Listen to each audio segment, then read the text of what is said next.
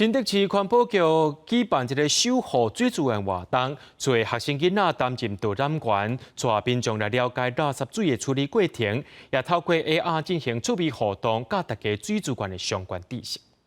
里面还有很多的秘密等着我们去发现。小小导览员带大家了解垃圾水是安怎处理的，另外，佮透过影片，让民众知影原来水的净化过程是经过几啊摆的过滤程序，才有办法变清气，帮学生更加了解爱珍惜水资源。不要把垃圾丢到河川里面，然后，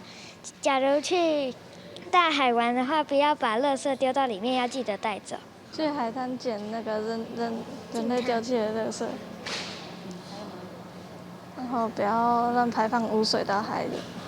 目前新德市已经启用11座废污水相关的处理场，总共已经处理过用水量有6万多吨，每天会使处理26万7000人所产生的生活污水。包括3个哦，一个就是人工湿地，一个呢就是砾间的一个设施的处理，那另外一个我们就是截流，把它截流到污水处理厂这整个系统。但这个系统呢，就是让我们生活中的各种